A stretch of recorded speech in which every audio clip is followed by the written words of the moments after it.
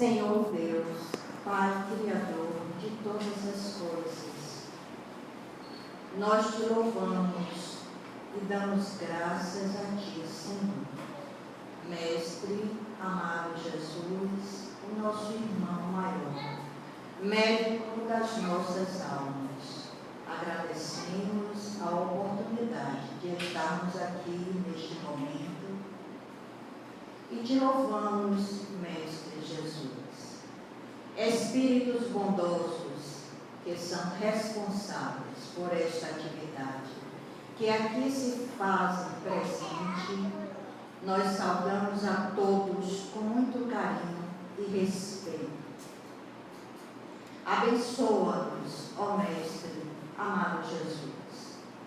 Abençoa esta casa de amor e de caridade, assim como todos os seus trabalhadores, encarnados e desencarnados. Abençoa o nosso querido Flávio Santos, que será o responsável para transmitir para nós a tua mensagem, Mestre amado. Envolve o nosso querido irmão nas melhores vibrações, para que ele se encontre bastante receptivo para transmitir tudo que nós precisamos para o nosso aprendizado e crescimento espiritual, para que saiamos daqui hoje bem melhores do que quando adentramos este ambiente. Abençoa o nosso planeta e que este trabalho transcorra em um clima de paz, de amor, de muita luz. Que Deus seja louvado hoje, agora e para todos sempre. Que assim seja.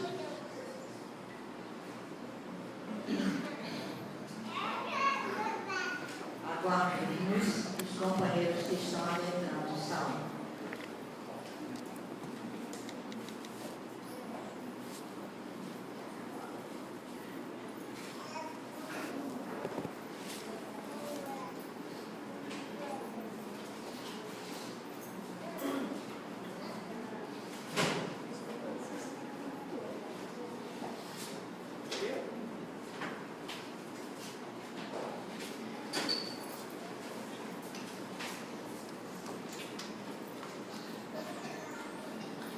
Bom dia a todos novamente.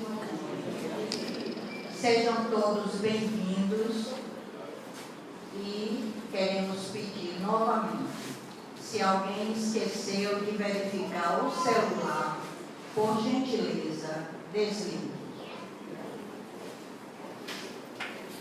Alguém aqui no salão pela primeira vez? Os nomes. Sim. Hein? Elka. Muito bem, Elka. Rosiane. Sejam bem-vindas. Qualquer dúvida, pode procurar quem estiver cortando o crachá. Qualquer informação que vocês desejem a respeito da casa, dos trabalhos. E sintam-se à vontade que venham tantas outras vezes. Tá certo? Bom dia também para os nossos queridos irmãos da Rádio Web Colbert. Que Deus envolva a todos nas melhores vibrações. O tema do mês é Relembrando Chico. E o subtema é a conquista da compaixão, que será falado pelo nosso querido irmão Flávio Santos. E para ele, as melhores vibrações.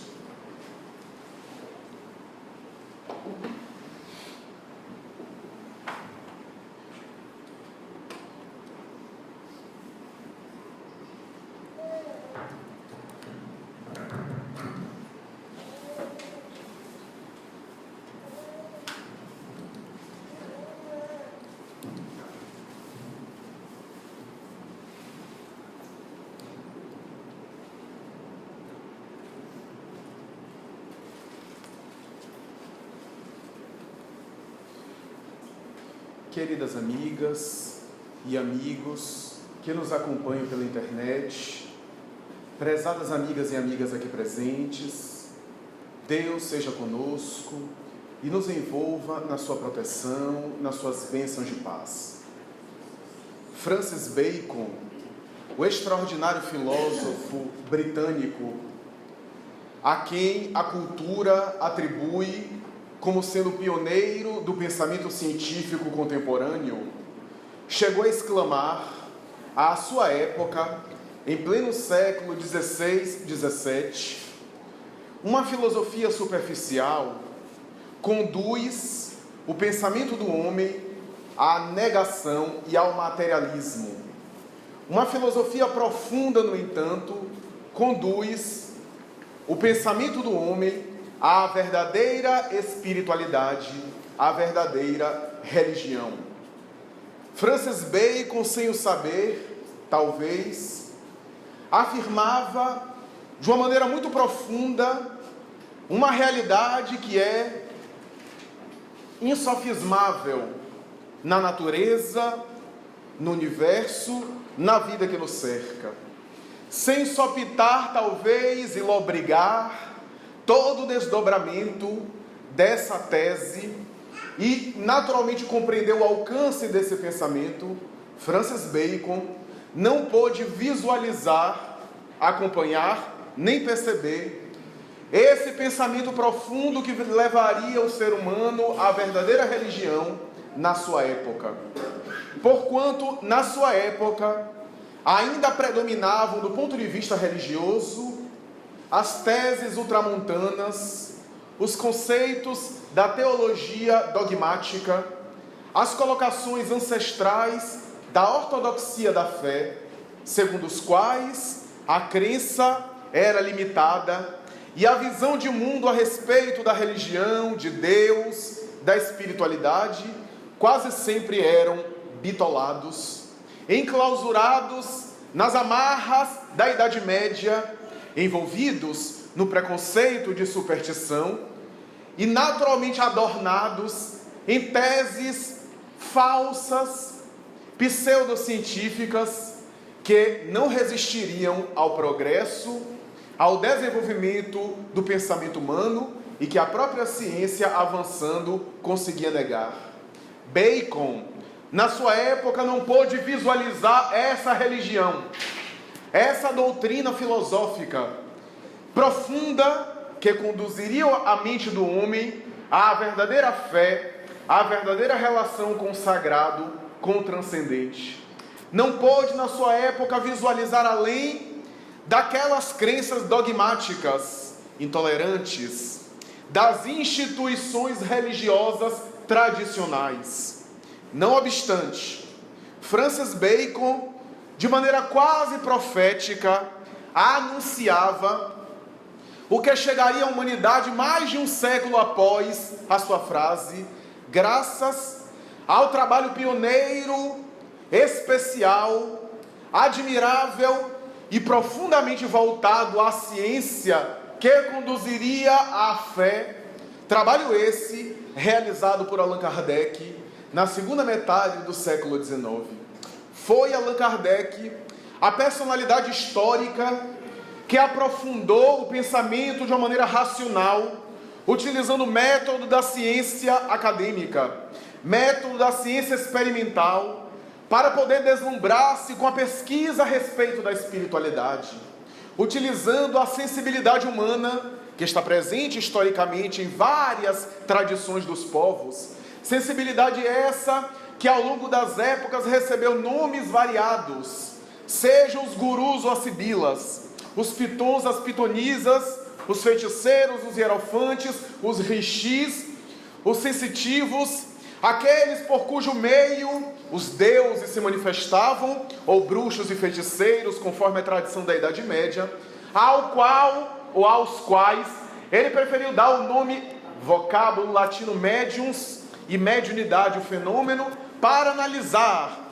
utilizando dessa experiência como cobaia, para chegar, através do método empírico, do método das ciências acadêmicas que ele, cientista que era, conhecia, para realizar uma pesquisa sui generis, uma investigação dantes nunca alcançada e até hoje jamais superada. Allan Kardec consegue investigar a paranormalidade humana e os fenômenos que a psicologia e a psiquiatria contemporânea chamam de estados alterados de consciência, de uma maneira diferente, diversificada, de uma maneira totalmente inusitada e diferenciada, para, utilizando-se do método experimental e acadêmico, realizar o maior investimento da história da filosofia. Porque, a partir de Allan Kardec, nós temos a inauguração de uma nova era, quando ele consegue deslumbrar a humanidade, a partir da publicação de O Livro dos Espíritos, a 18 de abril de 1857, quando lança as bases da ciência, filosofia, religião espírita. Essa doutrina que procura sintetizar as três dimensões de conhecimento humano: a fé, o raciocínio filosófico e a experimentação científica material, em uma tríade perfeita, para apresentar à humanidade a prova insofismável de que somos espíritos imortais, de que não somos apenas a estrutura material feita de nervos, vasos, artérias, ossos, órgãos, células. Não somos apenas a estrutura atômica molecular temporária, transitória, que através da segunda lei da termodinâmica da física consome energia e desgasta-se, porque tudo no universo, conforme o conceito einsteiniano, desgasta-se para transformar em energia, mas dizer que além da forma material aparente, que é o resultado do resfriamento da energia constituindo corpos somáticos, estruturas moleculares, temos uma consciência, um psiquismo que sobrevive à matéria, ao qual ele prefere a expressão simples e tradicional das religiões, o espírito imortal. Para nos dar uma ideia dessa imortalidade, Allan Kardec vai dizer que o conceito espiritual não foi elaborado por ele e por mentes humanas, não foi uma ideia filosófica que partiu de uma hipótese, conforme as ciências colocam, para se chegar a uma conclusão, porque toda a ciência e a epistemologia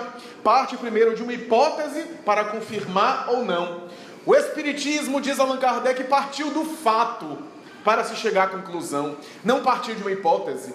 Não foi o espiritismo que criou os espíritos, assevera Allan Kardec. Foram os espíritos que ditaram os conjuntos filosóficos e os princípios elementares que compõem aquilo que chamamos de doutrina espírita. E através de uma série de informações que o mundo espiritual lhe dá, utilizando o método convencional da replicação científica, ele vai dizer, da mesma forma que as ciências acadêmicas somente o são, através do seu método de replicação, uma experiência para ser consensualmente aceita pela ciência, deve ser replicada em diferentes locais. Aquela investigação estabelecida por um pesquisador que, diferentemente das religiões tradicionais, na ciência, o pesquisador não é a autoridade infalível. A sua palavra, por mais respeitável que seja, não é absolutamente acreditada, senão quando ele demonstra através dos seus métodos e das suas investigações. No entanto, Allan Kardec vai dizer que, da mesma forma que no método científico temos essa realidade de replicação, em que a experiência é feita aqui e pode ser repetida em outro momento, em outra circunstância, com os mesmos aparatos e se chegar à mesma conclusão.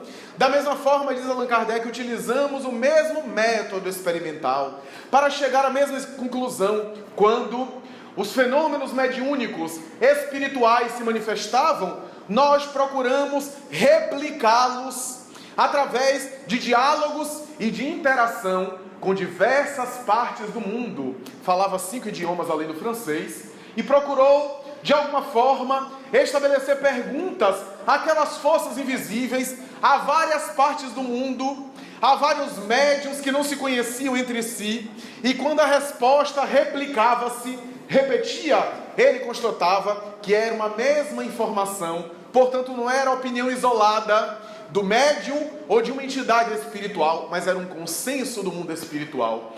E ele vai dizer mais tarde na introdução de uma das suas obras, que foi assim que criamos o controle universal do ensino dos espíritos. Quando uma mesma informação se repete em diversas partes da Terra, através de médios que não se conhecem, por meio de entidades espirituais diferentes, temos ali um consenso que faz parte da doutrina espírita, em detrimento da opinião isolada de um espírito. Porque se os espíritos são as almas dos homens que viveram na Terra, é natural que há muitos espíritos que sabem até menos do que muitos homens. Porque se o mundo espiritual é a população material, que já morreu e que continua vivendo da mesma forma, é natural que na população humana nós temos sábios e ignorantes, perturbados e saudáveis, agressivos e bondosos.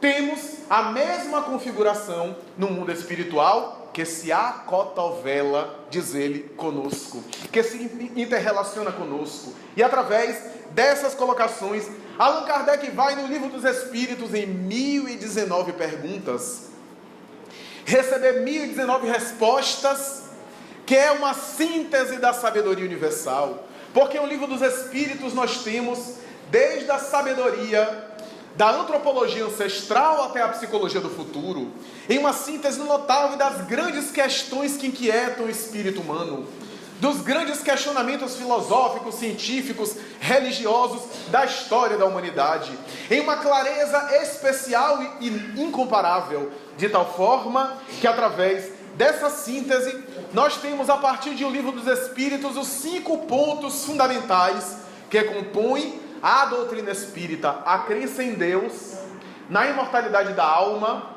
na comunicabilidade dos espíritos, na reencarnação e na pluralidade dos mundos habitados.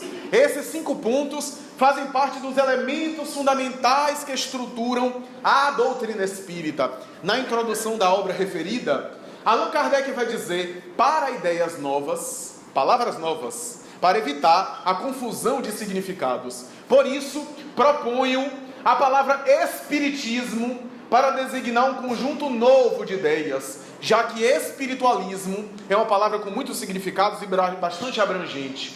Proponho a palavra espiritismo para a ciência que estuda a origem, a natureza, o destino dos espíritos e as relações que existem entre o mundo espiritual e o mundo material. A ciência que estuda a relação que existe entre o mundo material e o mundo espiritual. Vai dizer ele, para diferenciar de espiritualismo, e continua dizendo, porque o espiritualismo engloba todos os sistemas religiosos da Terra. Toda religião é espiritualista. O espiritismo também é espiritualista. Mas nem todo espiritualismo é espiritismo. Ele tem essa clareza de colocar dessa forma e vai mais tarde dizer, da mesma forma, aos adeptos do espiritismo, chamamos não espiritualista, que é um conceito também abrangente, mas espírita ou espiritista. Porque o espírita ou espiritista é um espiritualista, mas nem todo espiritualista é espírita ou espiritista. A lógica, o bom senso, a clareza de Allan Kardec vai se encadeando em uma obra espetacular que constitui um edifício fundamental das leis da natureza, estruturado numa lógica pedagógica, numa didática essencial, que com 4 partes forma-se 4 outras obras: o Evangelho segundo o Espiritismo, o Livro dos Médiuns, o Céu e o Inferno, a Gênese. Com as 4 partes do Livro dos Espíritos, cada uma delas deu origem a 4 obras subsequentes que complementaram a chamada codificação espírita. Essa estrutura de 5 obras básicas que fazem parte do código doutrinário, cujos elementos, reconheçamos, não é patrimônio exclusivo da doutrina. Estão presentes nas crenças de vários povos, mas de maneira esparsa, isolada, travestidos por superstições, por ignorância, por crendice. Kardec deu um código ético, doutrinário, e estruturou ali a essência da sabedoria espiritual, científica e religiosa da humanidade. Por essa razão, o cearense e orador espírita brasileiro Viana de Carvalho, Manuel Viana de Carvalho, militar quando esteve na Terra, extraordinário expoente do pensamento espírita, disse em uma das suas conferências célebres: o Espiritismo, diz ele, tem uma definição de Allan Kardec, e citou a definição, porque era um orador que conhecia de memória essas definições. No entanto, dando agora a minha definição, diz Viana de Carvalho, ele vai dizer que o Espiritismo é a ciência da religião, a religião da filosofia e a filosofia da ciência. É essa síntese da sabedoria que engloba todas as religiões, porque eu tenho os elementos básicos da religiosidade, respeitando os rituais, os dogmas, as crendices, o paramento, as hierarquias, a cultura específica de cada tradição religiosa, mas possui os elementos básicos: Deus, a prece, a imortalidade, a caridade, o melhoramento moral, que são elementos de religiosidade. E através de uma lógica de aço, Allan Kardec, por silogismos filosóficos, por raciocínios lógicos, por raciocínios axiomáticos e científicos, chega à conclusão que somente através da reencarnação podemos entender a justiça divina. Do contrário, estaremos num mundo de verdadeiras aberrações, de verdadeiras anomalias, de verdadeiras deturpações, em que há uma série de diferenças e que o mistério dogmático tradicional vai dizer que Deus fez assim e estabeleceu assim para naturalmente experimentar os seus filhos, mas de maneira tão diversa, tão diferente, dando oportunidades tão diferentes a cada um. Allan Kardec, depois de muito analisar as tradições antropológicas, sociológicas, teológicas de toda a história, assessorado pelos próprios espíritos, chega à conclusão que a reencarnação é a ideia mais compatível e que não há outra até agora que possa explicar melhor as várias manifestações da vida, as várias diferenças, os níveis culturais, intelectuais, os níveis de consciência, de maturidade, os níveis emocionais, as diferenças na Terra, as tragédias, porque algumas pessoas parecem vivenciar uma vida de grandes sofrimentos e outras parece que tudo sorri para elas. Porque tantas anomalias e tantas diferenças? Porque na verdade a vida não começa no berço. Da mesma forma que não se encerra na parada cardiorrespiratória e a morte encefálica, a vida também não começou na fecundação sexual. Antecede ao berço e sobrevive ao túmulo. A vida é muito maior do que o período de 60, 70, 80 anos de uma existência. O que fez o Espírito Emmanuel, mais tarde através do médium Chico Xavier, dizer que a reencarnação é apenas um dia no relógio da eternidade. Uma encarnação, por mais longa que seja, é muito breve, é muito rápida, dando-nos uma ideia da nossa pequenez de visão quando olhamos a vida física como sendo tudo que temos, tudo que possuímos, como sendo a única realidade existencial insuficiente para tornar o hotentote um indivíduo intelectualmente privilegiado, um homem das cavernas, a um gênio como Laplace, Newton, Galilei, Einstein, ou então tornar um indivíduo acelerado, sociopata, agressivo e instintivo em uma Madre Teresa de Calcutá, em um Gandhi, em uma única existência. Isso seria impossível. Tirar um homem bruto e primitivo para as cumeadas da inteligência, da sabedoria ou do amor.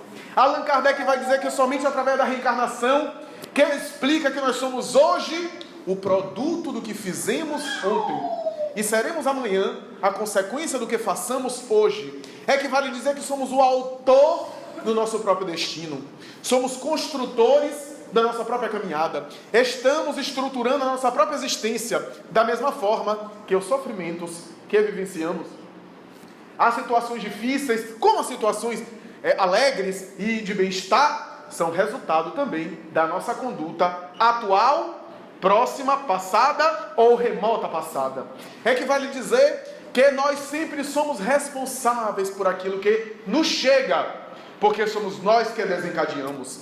Da mesma forma que, ao semearmos, colhemos compativelmente com aquilo que semeamos. Allan Kardec, portanto, estrutura de uma maneira extraordinária essas realidades. E se interessa mais tarde, depois de provar a imortalidade, confirmar que os espíritos voltam e se comunicam, ele se interessa pelas grandes questões emocionais, morais e éticas, quando procura investigar se existem leis do universo, Na época de Allan Kardec havia uma cultura geral de configurar a ciência como sendo um conjunto de leis que estudam conceitos e leis da matéria. E não deixa de haver razão. Até hoje nós podemos dizer que a ciência estuda as leis materiais. Nós temos, portanto, leis que são quase que dogmas, ou dogmas no sentido filosófico da palavra, na ciência. Quem é que vai discordar da lei da gravidade? É uma lei da gravitação universal, proposta por Newton. A lei do eletromagnetismo, da eletricidade, da força nuclear fraca, da força nuclear forte. São leis que estão presentes aqui no universo, que vibram em toda parte. Então não podemos contestar essa realidade que está presente, portanto, no universo. Essas leis são estudadas pela ciência. Allan Kardec assim o sabia porque era pensador, estava inserido no contexto científico da sua época. Mas, não obstante essa realidade, ele procura investigar com os espíritos se há leis que estão além da alçada da ciência, que estão além da capacidade do homem compreender do ponto de vista da matéria, se há leis cósmicas, se existem leis que transcendem, se há leis que regulam o mundo espiritual, já que os espíritos disseram que há um mundo à parte do mundo material, que é o mundo espiritual, o mundo primordial, que é o mundo das causas, e o mundo material é o mundo dos efeitos. Allan Kardec, então, vai interrogar as entidades espirituais se há leis que regulam o funcionamento do mundo espiritual, da mesma forma que há leis que funcionam e que estruturam, que regem o funcionamento do mundo material. E é por essa razão que no item 614 do Livro dos Espíritos ele vai perguntar: que se deve entender por lei natural? Era uma discussão da ciência, do próprio direito, se existe uma lei natural, do direito, da lei natural dentro do meio jurídico. Que se deve entender por lei natural? Era, portanto, interesse de ele entender os conceitos da ciência em voga e o que é que os espíritos entendiam por aquilo, o que é que eles diziam. E os espíritos respondem: a lei natural é a lei de Deus, é a única e verdadeira para a felicidade dos povos, e o homem só é infeliz quando dela se afasta. É, portanto, uma síntese de especial sabedoria. É que vale dizer que há uma lei cósmica, para além das leis materiais, que estrutura o universo, e que o homem só é infeliz quando dela se afasta.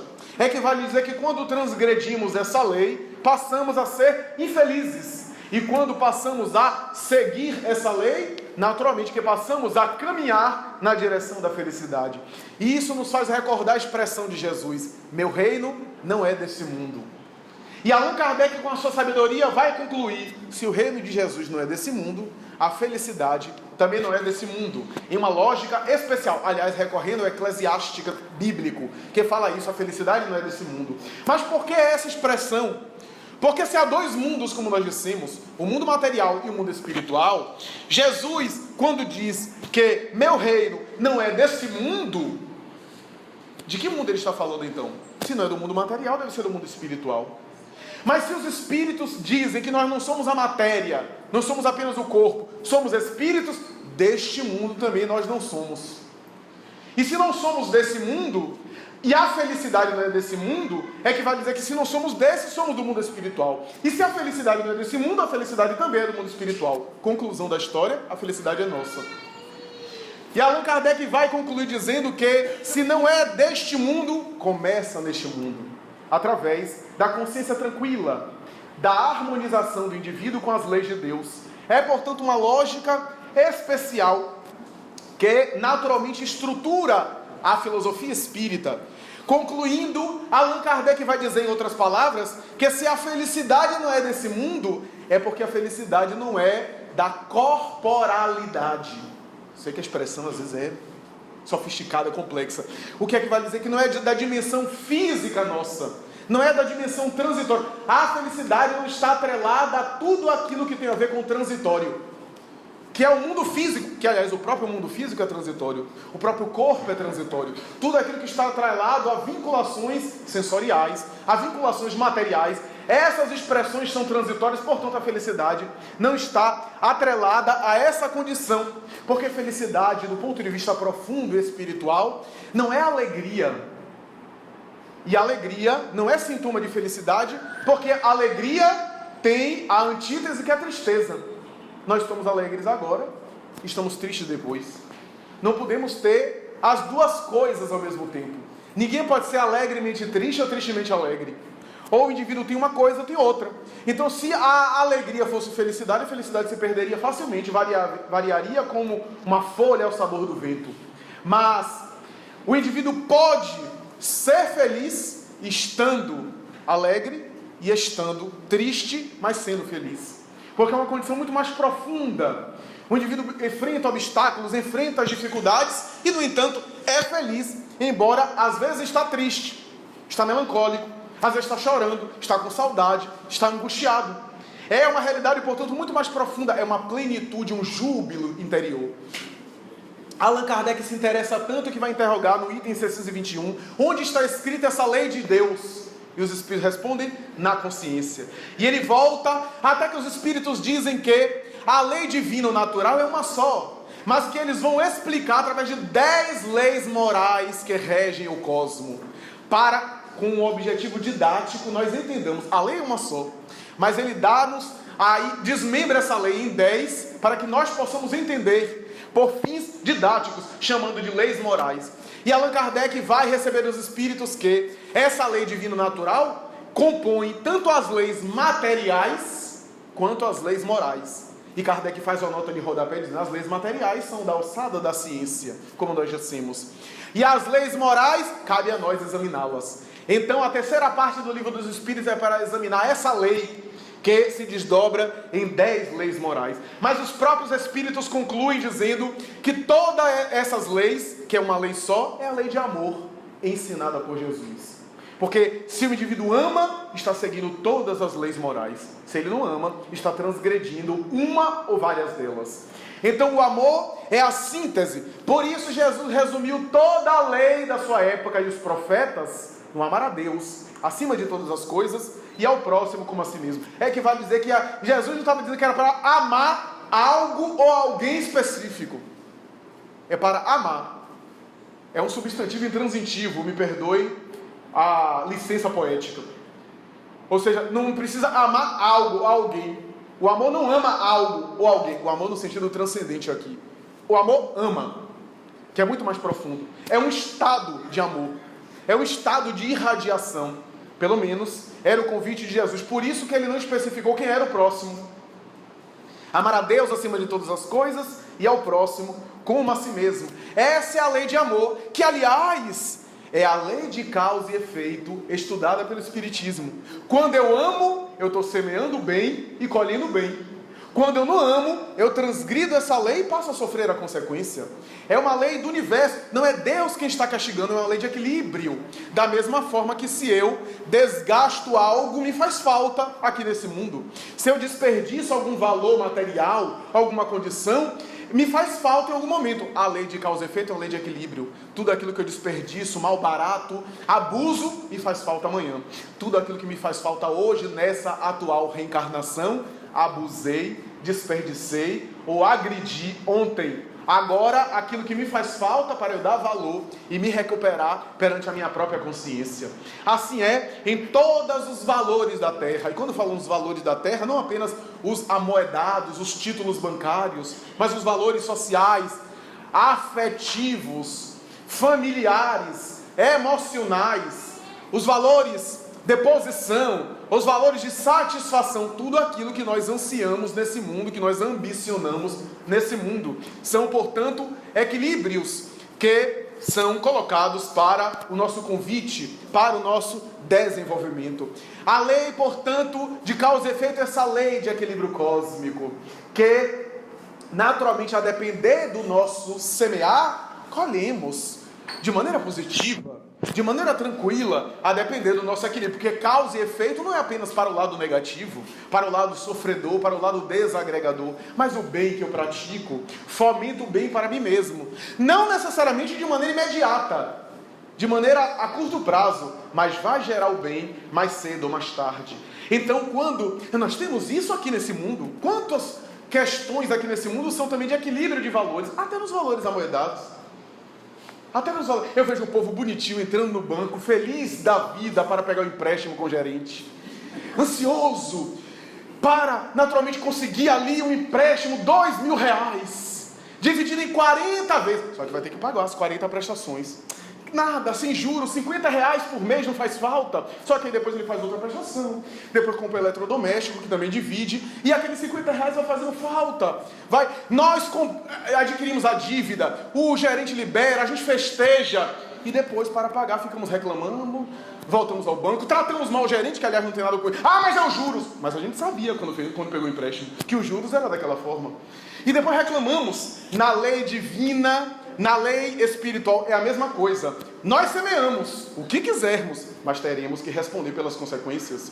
Mais cedo ou mais tarde teremos que fazer a viagem de retorno para pisar sobre o solo que atiramos espinhos ou que plantamos flores e jardins maravilhosos. O Espiritismo, portanto, tem essa lógica. Da mesma forma que temos aqui na existência material, que temos na vivência do planeta. Então a pessoa quer pedir um empréstimo, mas depois não quer pagar. É assim. A gente vê isso nas instituições, aposentados e pensionistas, e a pessoa vai achando que é o eleito de Deus, e se esquece que depois vem o pagamento, os estipêndios da cobrança, e fica revoltado, reclamando com a vida, reclamando do governo, reclamando do salário que não dá uma vida digna. Se a gente quiser um salário para todos os nossos caprichos, não haverá condição para a nossa ambição. Então, é natural que o objetivo da criatura na terra é amar, é conseguir vivenciar esse amor que Jesus colocou, porque quando nós amamos, nós alcançamos essa plenitude, o amor no sentido profundo da palavra, embora, a depender do nosso nível de crescimento e evolução, temos um tipo de amor, um tipo de expressão de amor que é inerente ao nosso nível de amadurecimento, de desenvolvimento, de maturidade espiritual. Mas Jesus, compreendendo a nossa dificuldade, a nossa pequenez, e nos dando aquilo que seria o essencial para alcançarmos níveis de amor mais elevados futuramente, ao invés de estabelecer um convite ou um movimento impossível para nós em nosso estado evolutivo, André Luiz vai dizer isso no Mundo Maior quando diz: a natureza não dá saltos e não se pode cobrar de um homem das cavernas uma conduta de um Francisco de Assis, porque não vai conseguir de um dia para o outro, senão através da evolução dos milênios. Jesus, sabendo isso, nos deu o essencial, o básico, quando estabeleceu esse amor que ele vivenciava, através daquilo que é essencial, que é básico, para conseguirmos a consequência, para conseguirmos algo mais profundo, quando estabeleceu não fazer a outrem o que não desejar que outrem lhe faça. Esse é o elemento básico para outras conquistas, para outros investimentos morais. Primeiro, conseguir não fazer a outrem o que não desejar que outrem lhe faça, o que já é difícil para nós aqui, para nós. Quantas vezes nós agimos sem pensar nisso? Conhecemos, mas na hora de agir não consideramos. Isso de maneira geral. Quantas vezes agimos não nos colocando no lugar do outro? Jesus estabeleceu aquilo que era básico, que nós já podemos fazer, mas que vai ser mais ou menos aprofundado a depender do nosso investimento, da nossa intensidade. Ele não nos convidou, por exemplo, numa vida totalmente sublimada e santificada, impossível para a maioria de nós, mas nos convidou aquilo que seria básico para a futura santificação, para a futura iluminação, mais cedo ou mais tarde. Fazer outrem o que desejar que outrem lhe faça. Então essa é a lei, é se colocar no lugar do outro, basicamente. Jesus ali embutia a empatia, expressão tão usada nos meios da psicologia, da psicanálise, a empatia, o se identificar com o outro. Mas ele foi muito mais além do que uma simples empatia, porque a empatia do ponto de vista psicológico tem a ver com a afinidade, tem a ver com identificação. Eu me identifico, eu tenho empatia com aquele com quem eu também me vinculo, com aquele que corresponde aos meus ideais. Mas Jesus foi mais além. Quando ele diz se colocar no lugar do outro, ele não restringiu a uma empatia do ponto de vista psicológico clássico. Ele foi mais profundo quando ele diz se colocar no lugar do outro, está embutido o sentimento de compaixão.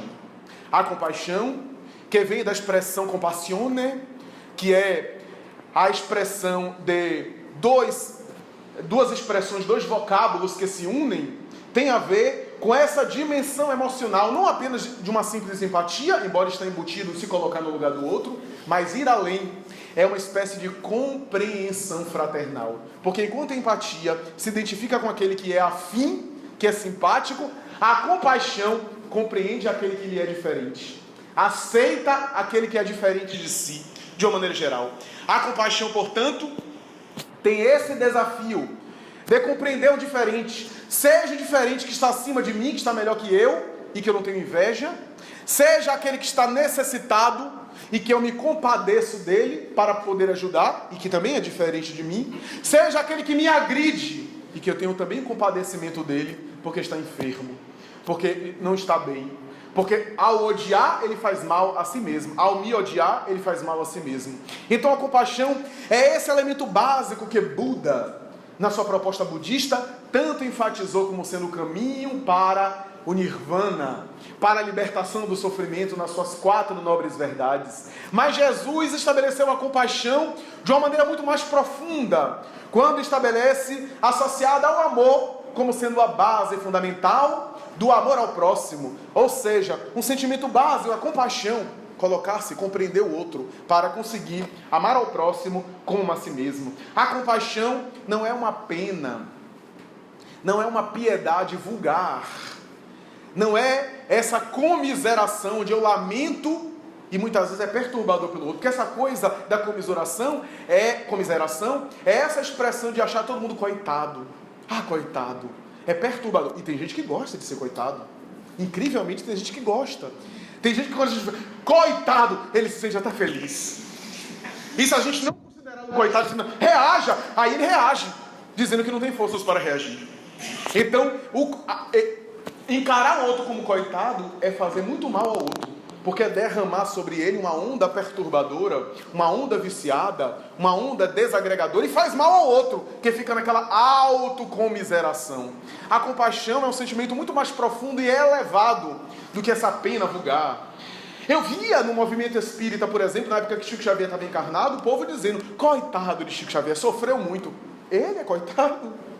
O homem que conversava com as estrelas, mas sofreu muito na infância, sublimou, estava em contato com os anjos, iluminou-se. Coitado de nós que ficamos achando que ele é coitado. Ele sintonizado com os altos planos da vida, tranquilo, e nós achamos que ele é coitado. Então é essa mania nossa, essa postura nossa, que é da pena, da piedade vulgar. A compaixão, dizia o Dalai Lama, sua santidade budista, a compaixão é essa paixão de querer servir, de querer ajudar. E ele vai dizer mais tarde que quem faz o bem, quem ajuda, quem serve, quem ama, ama com paixão. É essa expressão da paixão que tem a ver com a paixão de Cristo. É o exemplo máximo da compaixão, a sua paixão, os sofrimentos, as angústias, o padecimento do Gólgota, do holocausto, a sua paixão, a sua compaixão. O seu ato de compreender a humanidade infeliz eram crianças espirituais. E ele, experimentando todo aquele martírio, profundamente tranquilo. Os bons espíritos sempre me chamam a atenção. Já ouvimos isso mais de uma vez em comunicações mediúnicas. Eles sempre nos chamam a atenção de que quando Jesus está na cruz, no momento final, Pai, perdoa-os, eles não sabem o que fazem. Jesus não estava perdoando, porque para ele já estava perdoado. Ele já havia perdoado antes mesmo. Ele estava pedindo a Deus, trocando em outras palavras, as leis de causa e efeito, que o resgate daqueles indivíduos fosse mais suave, porque eles eram ignorantes. Eles estavam orando a Deus as leis cósmicas por aqueles algozes, porque eram crianças espirituais, para que a cobrança, o resgate, a expiação não fosse tão dolorosa, não fosse tão cruel, porque eles não sabem. Porque para ele, para Jesus, já estava perdoado. Era um ato de compaixão ali naquele momento, orar pelos algozes no momento final. Então, é portanto uma expressão extraordinária. Jesus, na sua tarefa extraordinária, sempre usou da compaixão. Há uma carta atribuída ao senador Públio Lentulus, a Tibério César, que alguns contestam que foi apócrifa ou não, mas o texto é muito bonito, e a despeito dessas dúvidas históricas, em determinado momento, o senador Públio Lentulus vai dizer que ele tinha uma beleza especial, e que quase sempre era visto chorando e quase nunca era visto sorrindo. Jesus era uma pessoa alegre, era uma pessoa de bem-estar. Ele dizia: eu sou a luz do mundo. Como é que uma pessoa dessa seria uma pessoa melancólica, angustiada, deprimente? Não. Mas é natural que ele deve ter sido visto em alguns momentos chorando ou triste de compaixão pela humanidade, lamentando, portanto, a humanidade que ainda se encontrava naquela condição. Nos encontrávamos naquela condição. E toda a sua vida é um ato de compaixão. Os estudiosos dizem que as ceias que nós fazemos hoje, de aniversário principalmente, onde nós partimos o bolo e damos de presente o bolo para a pessoa mais querida, ou para o primeiro lugar e assim por diante, quase sempre a mãe, o pai e assim por diante, o filho, e que o bolo é cortado e entregue, provém de hábitos dos hebreus. Quando os antigos hebreus, em ceias, dividiam o pão e entregavam aquele que era o primeiro e assim por diante. Na última ceia, Jesus partiu o pão e o primeiro que ele dá é Judas, para de alguma forma simbolizar ali a atitude de compaixão. Ele não deu primeiro a Pedro, a quem ele confiou ao grupo. Ele não deu a João, considerado o discípulo bem amado por ele. Ele deu a Judas. Quantas lições sutis Jesus demonstrava na sua vida e que não foram percebidas por aqueles que o acompanhavam, foram percebidas depois, tomaram consciência depois, os discípulos. Quanta compaixão ele teve de Maria Madalena, na perturbação do vício, na prostituição dos costumes. Quanta compaixão ele teve do próprio Simão Pedro, da sua negação, da sua fragilidade. Ele vai dizer em determinado momento, conforme escreve o Espírito Humberto de Campos, Pedro olhou bem penetrante para o apóstolo e disse: Pedro, um dia você vai compreender que o homem do mundo quase sempre é mais ignorante do que perverso, porque Pedro era intolerante em relação a algumas coisas, e mais tarde ele pôde compreender quando ele próprio negou o amigo por 3 vezes. Senhor, iria contigo até a ponto de dar minha própria vida por você, e negou o amigo 3 vezes. Era um ensinamento de compaixão que o mestre estava direcionando, a compaixão que ele teve por Tomé. Tomé, toca-lhe as chagas. E Tomé toca e diz: Senhor, agora eu creio. Bem-aventurado Tomé, aquele que não viu e crê, mas ai daquele que viu e ainda assim não crê. Jesus estava antecipando os conhecimentos futuros da física quântica, quando estabelece hoje que mais importante entre ver para crer é primeiro crer para depois ver. A física quântica, as doutrinas neurolinguísticas, as doutrinas psicológicas atuais vão dizer que a maioria das coisas que a gente acredita, a gente não vê. E para a gente visualizar e perceber, é necessário crer primeiro. Crer primeiro para depois ver. Quem é que viu a lei da gravidade, como nós falamos aqui? A camada de ozônio, um vírus, um ser bacteriológico, com exceção daqueles que trabalham em laboratório, mas na maioria de nós não viu. Ah, mas alguém viu. Alguém viu, mas você não viu. E você acredita. Quanta coisa a gente acredita, mas não vê. A gente entra no restaurante, vai pedir uma comida e não sabe se o garçom estava num surto psicótico e resolveu matar todo mundo com veneno de rato. A gente entra no avião e não fica... Agora desconfia por conta da mídia. Mas não desconfia que o piloto quer se suicidar e levar todo mundo junto. Então tudo isso tem a ver... Quantas coisas a gente acredita, mas não pode provar. A gente acredita primeiro. Ademais, os grandes pensadores acreditaram para depois ver. Pasteur acreditou no mundo microbiológico. Na época dele não via microscópio. Ele acreditou primeiro para depois ver. Semmelweis acreditou na asepsia. E assim por diante, Fleming acreditou na penicilina para depois ver. Então, dizem os grandes estudiosos atuais da física quântica, é necessário crer primeiro para ver depois. Jesus assim estabelecia com Tomé, através de uma linguagem que era naturalmente limitada para a época, mas era compatível com a época, porque a humanidade não poderia entender muito mais. Quanta compaixão ele teve do fariseu e doutor da lei, Saulo de Tarso, que vai ao seu encontro para apenas dizer, sem nenhum tom de censura: por que me persegues?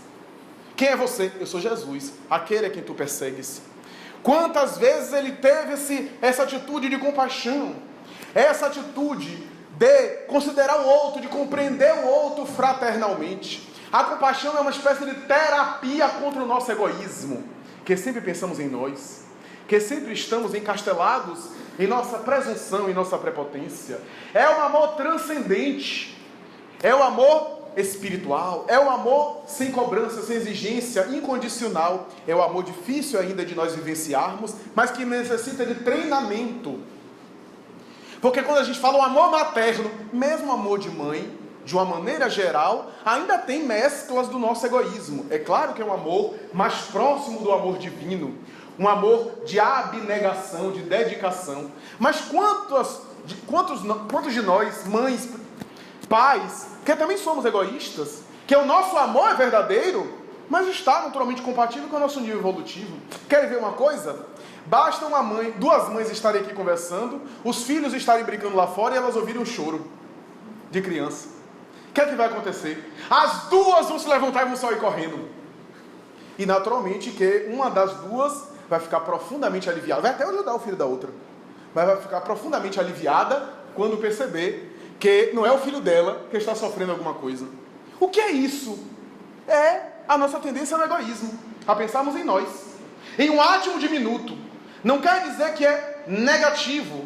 É apenas primitivo. É uma condição nossa, ainda que espontaneamente nós temos atrelados ao nosso nível de consciência. Talvez foi por essa razão que Khalil Gibran, o grande poeta, vai dizer: a humanidade vai conseguir amar de maneira profusa e profunda no dia em que as mães puderem amar os filhos de outrem da mesma forma que amam os seus filhos, seus próprios filhos. Então, da mesma forma, da mesma qualidade, da mesma intensidade. Essa, portanto, é uma proposta, desafio para todos nós. A compaixão é essa atitude de treinamento. Em o Evangelho segundo o Espiritismo, temos uma mensagem que Allan Kardec intitula de piedade, que é o conceito básico da compaixão de que nós falamos. Porque o termo muda, mas a essência é a mesma. No budismo é compaixão, no cristianismo é misericórdia. Daí, em determinado momento, Jesus vai dizer: misericórdia eu quero. Ele vai dizer isso em uma resposta a uma colocação da lei, da justiça de Moisés. Misericórdia eu quero, disse Jesus. Então, misericórdia no cristianismo, compaixão no budismo, no espiritismo temos caridade, que são expressões da mesma vinculação. E no texto piedade, o espírito que dá a mensagem em 1862 vai dizer que é necessário exercitar a sensibilidade em relação aos sofrimentos alheios. Ser sensível ao outro, ser sensível ao sofrimento do outro. E essa piedade de se enternecer pelas misérias alheias, é o rudimento, os primórdios da verdadeira caridade, como dizia Jesus. Porque a base fundamental dessa caridade, dessa renúncia, dessa dedicação, se enternecer pelas misérias alheias, pelas necessidades alheias. O que é que vale dizer? Que essa piedade, pelo menos de maneira geral, está atrelada a uma condição inferior nossa, em que nós, através da necessidade do outro, nos enternecemos para conquistar patamares de amor mais elevados, onde não precisaremos da miséria do outro para nos enternecer pelo outro. Ainda necessitamos do sofrimento alheio para nos compadecermos. Chegará o dia que nos compadeceremos uns pelos outros, a despeito de qualquer sofrimento aparente. É, portanto, um amor mais profundo, um amor mais desenvolvido, que chegaremos lá através dessa experiência. Toda essa experiência necessita ser treinada. É isso que o Espírito Emmanuel, no livro Ceifa de Luz, na mensagem que nos serve de tema hoje, vai dizer: Conquista da Compaixão. Que toda virtude, a compaixão é a base de muitas virtudes associadas ao amor cristão, deve ser treinada. Mas não sinto nada.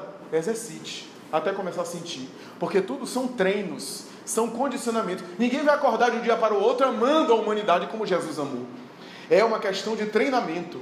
E o amor faz bem ao indivíduo. Eu me lembro de Divaldo Franco comentando, certa vez, que falava a Joana de Ângeles: poxa, eu procuro me dedicar ao bem, eu procuro fazer o bem, etc. E tantas dificuldades. E Joana diz: meu filho, o bem é bom para você, não é bom para Deus. Você quer fazer o bem para Deus? Para Deus, isso pouco importa. Mas o bem, ser honesto, ser dedicado ao bem, é bom para o indivíduo. E nem é tão bom assim para o beneficiado, mas é bom para aquele que beneficia, porque é esse que se enriquece de luz, é esse que fica bem consigo mesmo, até alcançarmos níveis mais avançados de compaixão. Na obra Ave Cristo, do Espírito Emmanuel, há um grande cristão primitivo ali, que mais tarde reencarnaria como uma personalidade conhecida do movimento espírita, segundo o depoimento do próprio Chico Xavier. Um grande cristão que, através dos legionários romanos que o cercam, e que na sua frente, os legionários romanos, por ele ser cristão, despedaçam seus próprios filhos na sua frente. Os cavalos e as patas dos cavalos passam por cima dos filhos, despedaçando em pedaços de carne no chão. Esse cristão ajoelha-se e ora pelo perseguidor e pelo algoz. Quando é que chegaremos ao nível de compreensão e de abnegação dessa forma? De compreensão de tal forma como os grandes espíritos, natural, que chegaremos um dia, mas que somente chegaremos através do treinamento. Ah, mas eu sou tão imperfeito. Está na cara. Mas o que é que vai fazer? Vai ficar imperfeito e não vai sair do lugar? E a perfeição se alcança como? Dando os primeiros passos nos primeiros degraus. Essa condição nossa é muito interessante, muito especial. É quase que uma justificativa para continuar imperfeito. Porque se conscientizar que é imperfeito é ótimo. Mas a justificativa de eu sou imperfeito para continuar imperfeito, nós somos imperfeitos, mas somos perfectíveis. Até alcançar níveis mais elevados. Porque os espíritos superiores um dia passaram por onde estamos passando. Um dia tiveram as lutas e até os erros, os equívocos que nós temos. Mas insistiram no bem até sublimarem e alcançarem as grandes alturas. Então é necessária essa insistência, essa dedicação. Querem ver outra coisa horrorosa que eu vejo? Quando fulano de tal no movimento espírita desencarnar, hoje as pessoas falam muito de Divaldo Pereira Franco. Quando o nosso Divaldo desencarnar, o que é que será de nós? Veja que atitude comodista. Que atitude quase preguiçosa nossa. Isso já faz há muito tempo, desde Allan Kardec. Quando Allan Kardec desencarnar, o que será de nós? Vieram outros missionários, Leon Denis, Gabriel Delane e outros. E depois dele vieram outros. E quando Chico Xavier desencarnar, vieram outros. E assim por diante, outros médicos. E ademais, esses indivíduos aqui no mundo estão fazendo bem para eles. Eles que estão iluminando. E a gente fica com eles, convive com eles a vida inteira e não consegue avançar. Quantos conviveram com Jesus pessoalmente e não aproveitaram a oportunidade? Quantos conviveram com o próprio venerando Chico Xavier, estiveram ao lado dele, mas a luz era dele, a elevação espiritual era dele? E quantas fofocas, tricas, intrigas em torno do médium Chico Xavier, quantas picuinhas, quantas maledicências, que ele permanecia sem se contaminar. Então era ele que se iluminava. O fato de ele ficar aqui ou ir no mundo espiritual continua o mesmo. O importante é a gente aprender com a mensagem que ele deixou, que eles deixaram, através dos seus atos e das suas obras. Então é uma atitude muito comum. E agora o que será de nós? É quase que dizer assim: Deus manda outro missionário para nós, porque a gente é tão fraco que precisa de outro. É porque eles que devem fazer por nós. Quando a pergunta deveria: o que é que eu posso fazer então pelo mundo? O que é que eu posso fazer também para avançar? Se eles deixaram tantos exemplos, e a minha parte? Não, a gente é o coitadinho que precisa sempre ser beneficiado com os missionários que estão na terra. Então essa é uma atitude nossa comodista, que naturalmente não tem a ver com a compaixão, e que convida-nos ao amadurecimento de conduta. Para concluir, permitam-me citar 2 exemplos do próprio movimento espírita. Frederico Figner, que já citamos aqui, foi um grande trabalhador do espiritismo, intelectual de mão cheia. Uma pessoa com intelecto privilegiado. Ele foi representante de Thomas Edison aqui no Brasil. Lançou e construiu uma casa para divulgar as ideias de Edison, o fonógrafo, o inventor da lâmpada elétrica e outros que ele divulgava. Esse homem intelectual que se tornou um intelectual brasileiro, embora tinha origem estrangeira, mais tarde se torna espírita, vai trabalhar na Federação Espírita Brasileira, se torna um dedicado trabalhador do bem, amigo de Chico Xavier. E ele costumava brincar com o Chico, dizendo: olha, se eu desencarnar antes de vocês aqui, eu volto para o Chico Xavier e escrevo dizendo como é que é. E as pessoas achavam graça. E ele desencarnou. E volta mais tarde escrevendo a obra Voltei. Ele está num pseudônimo, Irmão Jacó. Porque na época alguns familiares, presumo eu, imagino eu, alguns familiares estavam encarnados, ele colocou um pseudônimo para evitar qualquer dificuldade, qualquer confusão. Irmão Jacó. E ele logo no início pede desculpas, dizendo: me perdoe a demora, porque demorou um tempo, alguns anos, a demora de eu me comunicar. Mas vocês não sabem quanto é difícil a vinculação de pensamento com o médium. E olha que estamos falando de Chico Xavier. A identificação fluídica para o médium filtrar de maneira fiel o nosso pensamento. São várias barreiras materiais para se vencer até que o médium possa filtrar de maneira fiel o pensamento que queremos dizer. Por isso demoramos muito pelas dificuldades e obstáculos materiais. Mas eu voltei para cumprir a minha promessa e dizer como é que eu estou, como foi o meu despertar na vida espiritual. E para a surpresa das pessoas que o conheciam, ele despertou com algumas complicações, com alguns desafios. Era um extraordinário dedicado pelo bem, abnegado pelo bem. Tanto é que, apesar das dificuldades, o próprio Dr. Bezerra de Menezes ajudou no desligamento, mas ele experimentou algumas dificuldades, inclusive no desligamento do cadáver. Ele acompanhou o enterro e em alguns momentos ficou angustiado no próprio enterro. E olhe que é um orador de mão cheia, uma pessoa dedicadíssima. E ele explica por quê. Ele explica na obra que ele fez muito exteriormente, obra de caridade, obra social, estava aqui e acolá, fez muitas obras para fora, o que é nobre, o que é meritório, mas esqueceu do trabalho de dentro, o temperamento, a paciência, a irritabilidade, mudar as disposições íntimas. Ele pecou em algumas coisas e por isso teve dificuldade. E uma das coisas que mais me chamaram a atenção da obra é em um momento em que o espírito obsessor, que foi doutrinado por ele na casa espírita, um espírito obsessor vem receber do além e diz assim para ele: Frederico Figner, cadê a tua luz própria? Onde está a tua luz própria? Ele percebeu que não tinha uma irradiação especial. Em outro momento ele vê uma senhora que não era espírita com uma luz muito mais irradiante do que a dele. E ele próprio confessa que fica com inveja.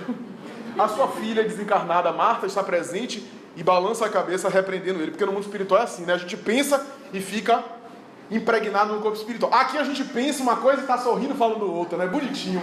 O pensamento está em outra dimensão. Mas no mundo espiritual, o que nós pensamos, irradiamos. Os pensamentos são visíveis. Então ele já passa o primeiro constrangimento, a primeira situação. E Marta olha ele, etc., e balança a cabeça negativamente. E ele vai, e aí quando está com Bezerra de Menezes, em determinado momento, uma luz cai sobre o solo da coluna espiritual, se espraia de tal forma e se transforma numa figura humana. Ele olha e diz: quem é esse ser angelical? E Bezerra de Menezes vai dizer: Bittencourt Sampaio, um dos grandes expoentes do movimento espírita, que se acerca e começa a conversar com eles, etc. Um espírito adiantadíssimo, etc. E em determinado momento o Bezerra vai dizer: ele está muito adiantado, há espíritos de escola, mas todos nós estamos milênios de distância de Jesus. Ainda precisamos reencarnar muito, a evoluir muito para chegar próximo à dimensão do Cristo. E para concluir, lembro-me de um outro trabalhador espírita do movimento espírita brasileiro, Camilo Chaves, o intelectual, escritor admirável, esse homem que era obcecado por determinada época da história e mais tarde quis escrever um livro sobre o Jardim Suspenso de Semíramis, falando sobre a rainha Semíramis da Babilônia. Foi até Chico Xavier, conversou com o próprio Chico Xavier, e Chico Xavier, por vias mediúnicas, colaborou com o livro que ele escreveu para falar de aspectos reais do que aconteceu no mundo espiritual, e escreveu um livro fantástico chamado Semíramis, a Rainha da Babilônia, e lançou pela Federação Espírita Brasileira. Na verdade ele nem viu lançar, porque enquanto o livro estava lançando, se não me falha a memória, no Rio de Janeiro, ele teve um infarto com 70 anos de idade em São Paulo e desencarnou sem ver a obra dele publicada, uma obra-prima. Um trabalhador dedicadíssimo, desencarnou muito bem, amparado, recepcionado pelo mundo espiritual, por aqueles a quem ele beneficiou. Camilo Chaves foi despertado pelo próprio Dr. Bezerra de Menezes, que o recepcionou. Mas, em determinado momento, ele vai descobrir o motivo de ele ser tão obcecado por aquela época histórica. Quando ele desperta, depois que passa um momento onde ele recebe os amigos, os familiares, ele começa a ouvir gemidos, ouvir gritos, ouvir gemidos de sofrimento. E ele começa a ficar: meu Deus, o que é isso? Que gemidos são esses que eu estou ouvindo? E Dr. Bezerra sorri para ele e diz assim: são os antigos babilônios. Você foi Nabucodonosor, rei da Babilônia, o homem mais poderoso do mundo. Nabucodonosor, só para ter uma ideia, criou o bidente, porque aqueles a que ele conquistava, ele cegava. Só que ele tinha tanta preguiça de cegar os dois olhos que ele fez o bidente para cegar de uma vez. Um indivíduo cruel, agressivo. E aí Bezerra de Menezes vai dizer: Chaves, você tem muitos méritos, está aqui numa recepção, está numa situação muito boa, mas alguns espíritos daquela época ainda estão sofridos e revoltados no além. Eu sugiro a você apadrinhar esses espíritos e ser responsável pela reencarnação deles. E Divaldo Franco mais tarde vai dizer, essa informação que Chico Xavier deu é verdadeira, porque Camilo Chaves, 10 anos depois de desencarnado, apareceu a mim e disse: Divaldo, você recebe aí na mansão do caminho 10 babilônios? E chegaram 10 crianças que não conseguiram se escolarizar, que não conseguiram se identificar com a cultura, o português falavam muito mal, não conseguiram, embora o ensino, a educação da Mansão do Caminho, desenvolveram os braços, os bíceps, a estrutura muscular. Eram os antigos babilônios que, ao reencarnaram, não traziam as matrizes dos idiomas, das línguas latinas, e por isso tinham dificuldade de se identificar. Isso deu, o próprio Camilo Chaves vai dizer, deu um sentimento de compaixão muito grande, porque a compaixão também retira a nossa presunção de nos acharmos já iluminados, de nos considerarmos acima do bem e do mal. Mesmo aqueles que estão no bem, o sentimento de compaixão é a terapêutica e o antídoto para a presunção, a jactância, a vaidade. Pensemos nisso. Muita paz.